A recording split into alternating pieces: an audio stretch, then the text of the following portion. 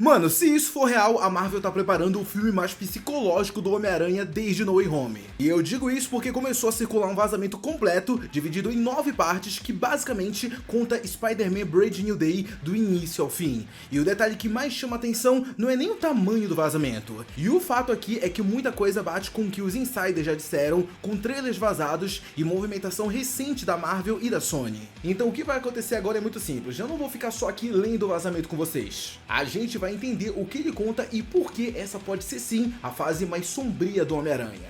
Então, vamos nessa para mais um vídeo. Eu sou Eric Brelaz, sejam muito bem-vindos a mais um vídeo e vamos lá, galera. Eu vou começar aqui então pela a parte 1, demorou? Aonde eu quero chamar de Peter Parker virou um fantasma. E bom, o filme ele começa exatamente aonde o No Way Home terminou. Temos o Peter Parker salvando a cidade, mas ninguém sabe quem ele é. O mundo conhece o Homem-Aranha, mas o Peter Parker, ele não existe mais. E pra mostrar isso, o filme abre com uma sequência quase que em forma de montagem, com o Homem-Aranha enfrentando vilões menores, como um Boomerang, Rhino, Camaleão, Tarântula e Hanhot. E até aqui tudo tranquilo, nada de muito diferente dentro da vida do amigão da vizinhança. A gente vê ele apenas enfrentando coisas básicas, né? Nada de muito épico. Só que isso aqui é muito importante, galera, porque a gente vai ver que o Peter, ele tá completamente focado na vida dele como Homem-Aranha. Agora, a vida dele a respeito do pessoal, a vida como Peter Parker, tá completamente abandonada. Ai, Eric, mas e a MJ? O Peter não foi atrás dela? Bom, pelo menos nesse momento aqui da trama, galera, o Peter tá achando que a vida da MJ tá muito melhor sem ele. Ah, mas e o Ned? O Ned a mesma coisa, o Peter também acha que ele não precisa mais dele. Tanto é que tudo isso acaba levando a um ponto que eu considero um dos pontos mais pesados de dentro do filme, né? É quando o filme começa a ficar um pouquinho mais tenso, quando a gente começa a ver que os poderes do Peter estão sendo afetados por causa do seu emocional.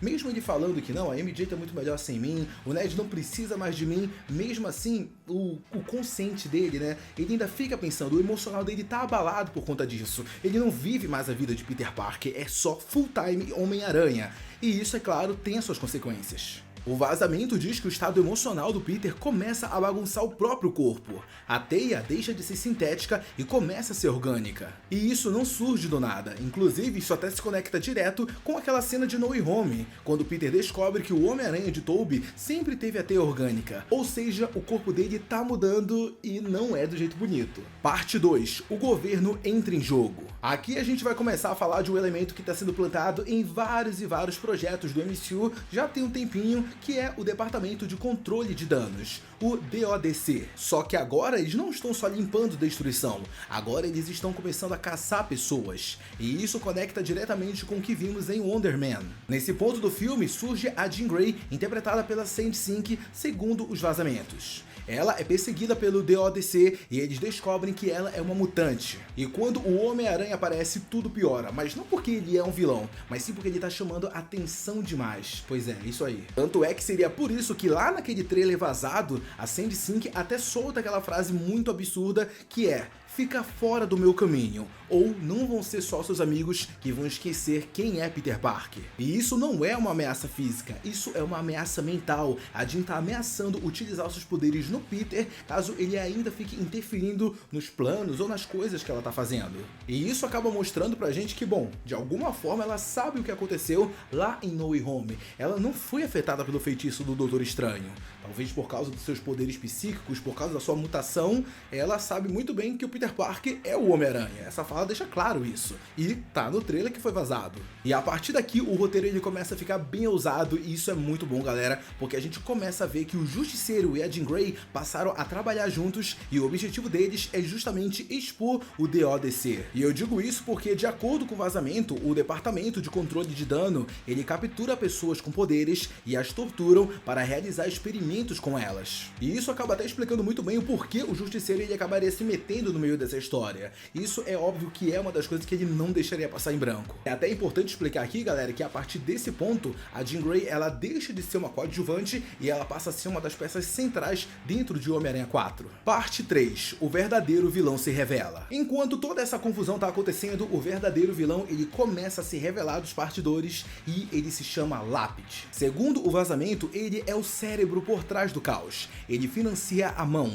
aquele grupo de ninjas vermelhos que a gente já viu viu lá no teaser vazado. E isso bate muito, galera, porque a gente não tá falando de rumor ou coisa assim do gênero, não. A gente tá falando de coisas que literalmente já foram mostradas pra gente. Cenas que acabaram sendo vazadas dos partidores da Marvel. Então, esse vazamento ele tá indo num caminho muito certeiro. Parte 4. Prisão, caos e o Aranha perdendo o controle. A Mão ataca o comboio da DODC que transporta o Escorpião e o objetivo é libertar o vilão e também outros prisioneiros. O Homem-Aranha tenta impedir e o Justiceiro ajuda. Durante toda essa luta fica algo muito claro: os poderes do Peter estão falhando. Ele apanha, ele erra e quase morre. E se não fosse o Justiceiro no meio dessa batalha, possivelmente o Peter não sairia vivo. Parte 5. O Casulo. A partir daqui a gente começa a ver que o filme ele vai mudando de tom, porque a gente vê o Peter entrando num casulo, tanto emocionalmente como literalmente. E vocês já vão entender o porquê. O corpo de Peter Parker acaba criando um casulo de teia, quase que como nos quadrinhos. E a gente vê solidão, ansiedade e trauma, tudo isso se manifestando fisicamente no Peter. É a partir desse momento que ele começa a procurar alguém que ainda pode confiar, que no caso é o Bruce Banner. Bruce Banner não tem a menor ideia de quem é o Peter Parker, mas ele sabe quem é o Homem-Aranha. E por isso ele acaba decidindo ajudá-lo. Parte 6. Escorpião, Lápide e a melhor luta do Homem-Aranha. Lápide potencializa os poderes do Escorpião e, segundo o vazamento, essa seria a melhor luta do Homem-Aranha no MCU.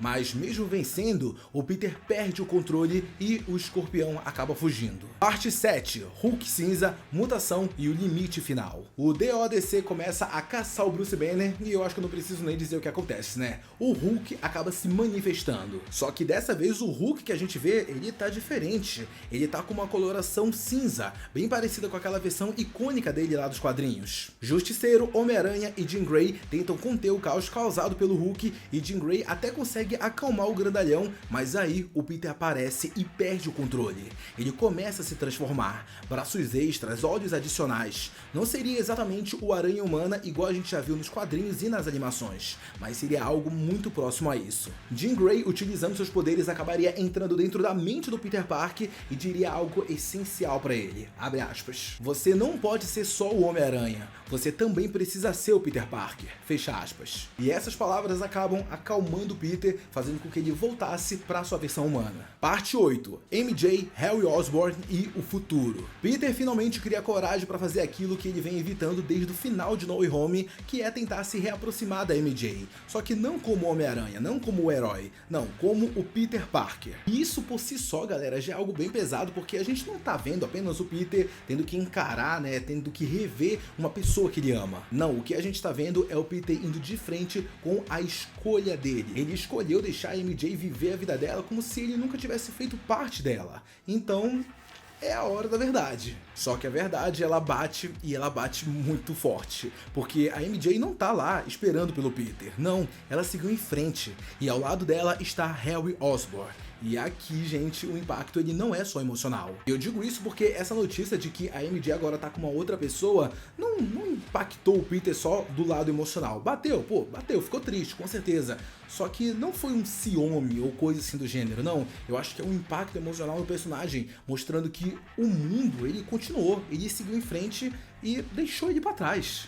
Só que é como eu disse antes, galera, a MJ, ela não lembra do Peter, ela não tem obrigação nenhuma de ficar presa a alguém que pra ela simplesmente nunca existiu. Esse momento força o Peter a encarar algo que ele vinha tentando evitar há muito tempo. Ser um herói tem um custo real, permanente, que não se resolve só no soco ou na teia. E a entrada de Harry Osborn aqui, ela não é aleatória. Ela acaba plantando semente pro futuro da franquia e também uma treta que com certeza vai acontecer, galera, porque a gente sabe que com Harry Osborn vem também Norman Osborn. E essa introdução do Harry nesse momento do fim, ela acaba criando um conflito que com certeza a gente vai ver não só entre o Peter e o Harry, mas porque o Peter sabe muito bem tudo que vem junto com os Osborns e a Oscorp.